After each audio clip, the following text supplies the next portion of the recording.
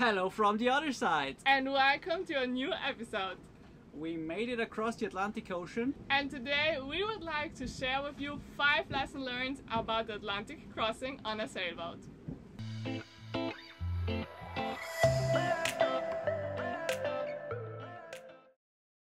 We're Greta and Michael. And this year we sailed aboard of our sailboat Fortuna from Israel into the Caribbean. We crossed the Atlantic Ocean from Las Palmas to Martinique with a total of 5 people on board on our own boat.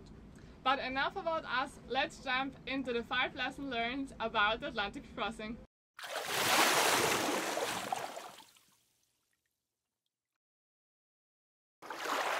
When we talk with other sailors about the Atlantic crossing, a lot of you answer us that you're feared about the storms and the bad weather you will be facing out on the Atlantic Ocean. But actually the probability that you will meet a storm is very, very low. If you leave the Canaries or if you leave Europe in the right time frame, there is actually more a chance to find a no-wind zone than actually a storm. During our Atlantic crossing, we actually only faced one time rougher conditions from about 30 knots. But up to 4 times we went into a situation where the wind was down to 5 knots. These situations are really difficult for your mindset and for the morale on board of all the crew, because fuel is actually a very precious resource out there in the ocean. So you should not turn on the motor and you just have to sit back, relax and be very patient. And who knows, take a jump into the ocean like we did.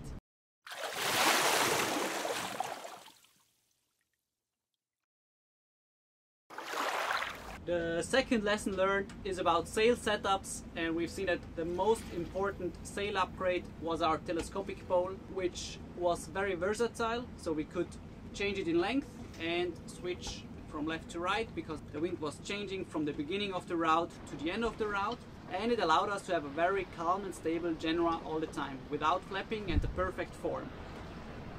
We were even able to combine the poled out genoa with the gennaker to have a wing-on-wing setup, which worked amazingly, and we were like 1 or 2 knots faster than normally without the pole.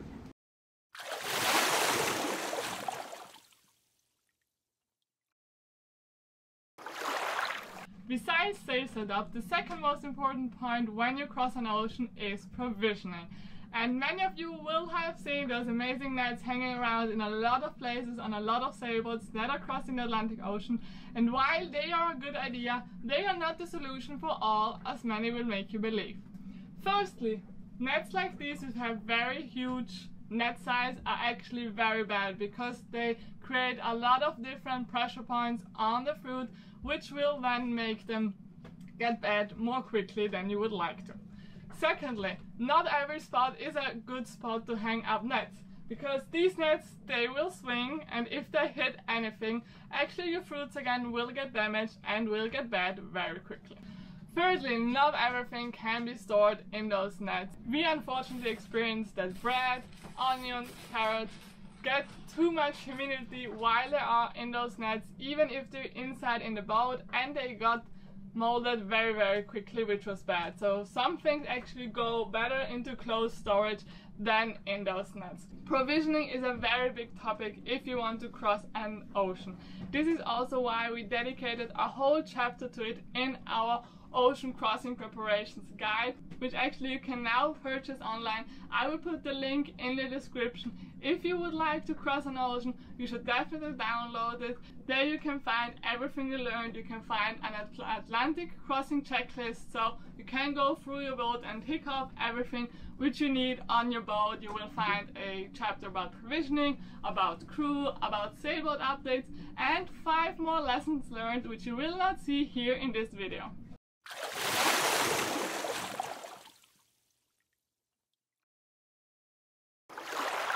We crossed the Atlantic Ocean in November because the trade winds there are less active and not that strong. Depending on when you start, you will get different winds. In general, the trade winds over the last years declined in stability and also in strength.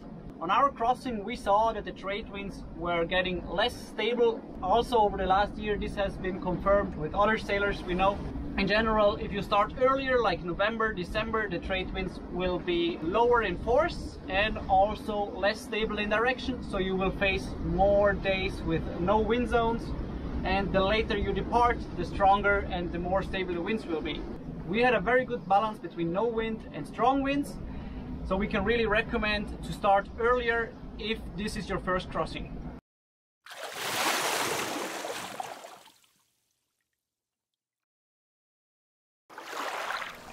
Store your toilet paper in dry places. This might sound like a stupid lesson learned, but you will see once you start provisioning and you're starting to stock up, all your storage spaces will seem tiny small. So you will start and put places also in storage spaces which are not completely dry. This is something that you will probably have to do in order to get everything on your boat for the Atlantic crossing. We were 5 people on a 39 feet boat, so we definitely used every small storage space what we had.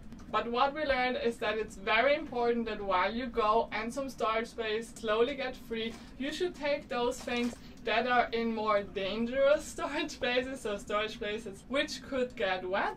You should actually move those things from those storages into the more dryers.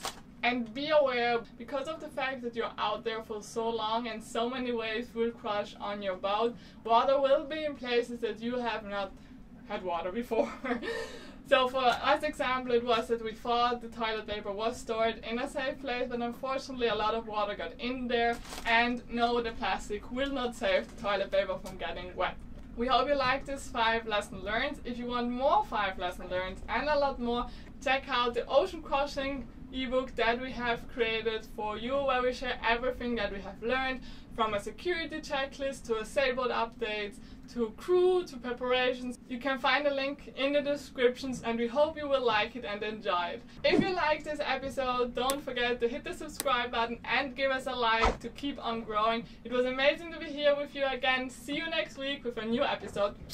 Bye!